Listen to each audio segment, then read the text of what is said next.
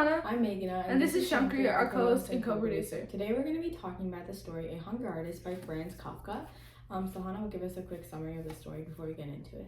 Okay, so basically, the story A Hunger Artist follows the path of a hunger artist who is somebody who will try not to eat for as long as possible. So the art that they create is basically their own body as they fast, and people will come look at them as they continue to not eat and kind of like marvel at the spectacle. So our main character, who is a hunger artist, he's perpetually unsatisfied with his work because everybody always thinks that he finds some sneaky way to eat without anybody being able to see. Even though like he'll try everything he can to disprove this, he'll like sing, and then people will be like, he'll sing like for the entire time, so people will think he would be unable to eat. But then people are just like, oh, he's probably managing to sneak some food while he's singing. So like there's just these ridiculous things, and the only person who knows that he's truly fasted for the entire long period of time he says he has is himself. But he's unable to find satisfaction in this. And eventually his art form begins to decline, people become less and less interested in what he's doing, and he joins a circus, and even at the circus, he gets less and less visitors, people only look at him occasionally, and he dies in dissatisfaction because nobody's appreciating his art. He ends up getting buried by straw, and his cage, which he was in, a panther is put into that cage instead of himself. And that's the end of the story. So it's kind of depressing, but there's a lot of meaning to be found in it. Okay, so one of the first things that we wanted to talk about in this story was taking a look at the hunger artist. There is this dissatisfaction that is found within himself. He is unable to be satisfied by the fact that he is the only person that knows that he has fasted for so long. He needs the public to know about this for some reason in order to be wholly satisfied. And that's not an unusual thing. Humans are like a social species. We like naturally crave the validation and attention of others, but he's unable to find any happiness at all within himself, and he's constantly hoping that others will like finally value his work, even though that's not what art is all about. Mm-hmm. And so then when we're seeing this dissatisfaction, the hunger artist, right, there's like a certain period of time that he can last up to before he is required to eat food. And while he asks like his boss, like, oh, can I fast longer? I can definitely fast longer. His boss tells him no. And he has this sense of pride within himself that I can in fact last longer. I can in fact fast for more and more days. And when he moves to the circus, they initially put up a count of how many days he's fasted, but eventually they just forget to update it. And people are even more skeptical of him fasting that long. And because he's unable to find satisfaction in that, he knows what is right, he knows what is true, and that is that he has indeed fasted that long, and he is the only person who knows that. He is unable to take appreciation in his own art. Instead, he vies for the approval of others.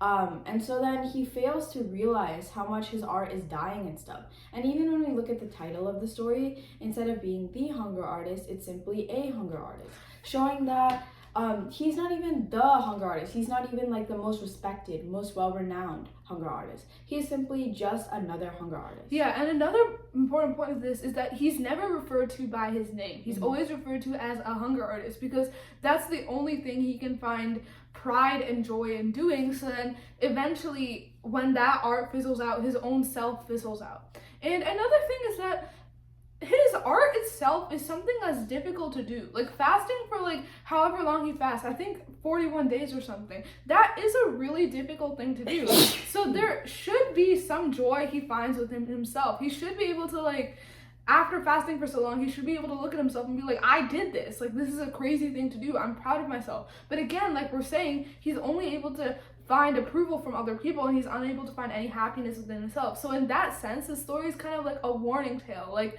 what happens if you put too much of your own self-worth in the approval of others? Something else that I found interesting in this story is it's kind of like how we as like people, we move from one entertainment to the next like pretty quickly. when he does join the circus, the people that see him are just people in line to see other attractions. So his cage is like on the way to like other animals and like a more interesting things.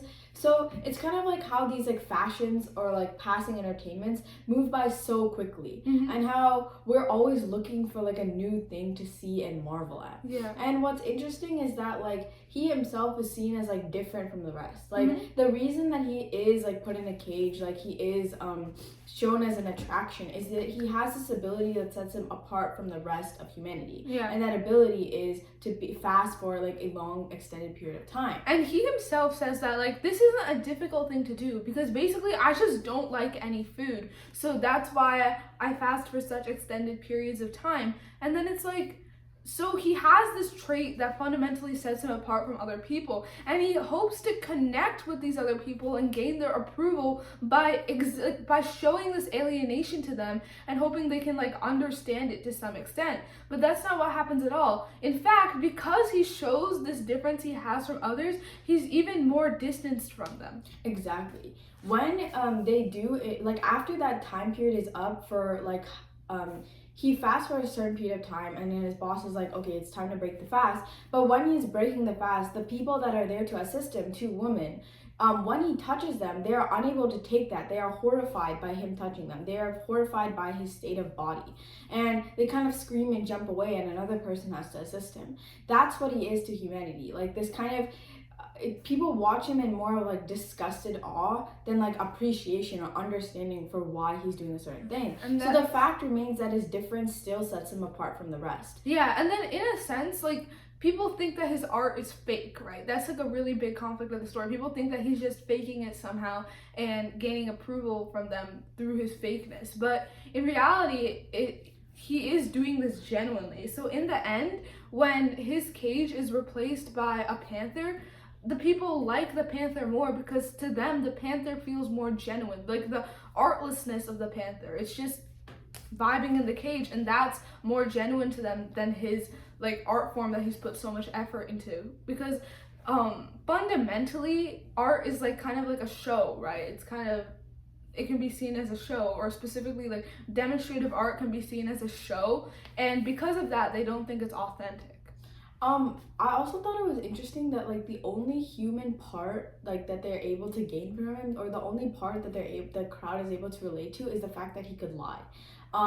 In that they are so used to human nature being that of like somebody who's lying, somebody who's tricking us, somebody who's cheating us, is that's like the only crude way that they're able to connect with him, and that they think he is only human, so he has to be lying. He has to be lying. Whereas when we look at the end, when the panther actually jumps in his cage, the reason that these people are able to see the panther as something more genuine and attractive is that the panther could never lie. The panther's instinct is just different than the human one. So like the hung artist, unfortunately, like he's on the border of being like completely animalistic, a different being, and being human, and they're unable to perceive him as either one, which just makes it more difficult. And at the end it's even sadder because the panther, like the book says, specifically read that one line. The story at that very end, it says, the panther was all right. The food that he liked was brought him without hesitation by the attendants. He seemed not even to miss his freedom, his noble body furnished almost to the bursting point with all it needed, right? So it's like even the panther is getting the food that it likes, in that the hunger artist in the story was unable to get these people to understand like why he was fasting, or he was unable to get that human connection that he desires. Yet the panther is able to do that. An animal is able to do that. Yeah, and I think that says less about the hunger artist and more about how we as people perceive the world. Like, what do we define as human, and why do we treat the people who exhibit tendencies that we don't define as human? Why do we treat those people as inhuman? Because in the end, the hunger artist, the only thing he really sought not only was approval, but it was also connection. He also wanted to just be more human and be perceived as more human for once, but people were unable to even see that. So I think it's really interesting, like maybe food for thought, like how do we treat people who we don't see as human, and do we want to revise that? Do we want to change that? Because he's just as human as us, and you can see his humanity through his own pride and through his ego, which are like naturally human things. So I think that's an interesting thought. This story, it has like a lot of themes and a lot of meaning packed into it, and I think there's a lot of things that can be derived from it. So I'd highly recommend giving the short story A Hunger Artist by Franz Kafka a read. And thank you so much for watching. Yeah, before we close out, I just think that like, yeah, we briefly touched on like the stuff that this story discusses, but I think that each person that reads this will ultimately get like maybe like a different meaning out of it. I think there's like a lot to be gained by reading this book, but yeah, or this story. But yeah, Franz Kafka is a great author, and you guys should give it a read. All right. We'll see you next time. Bye.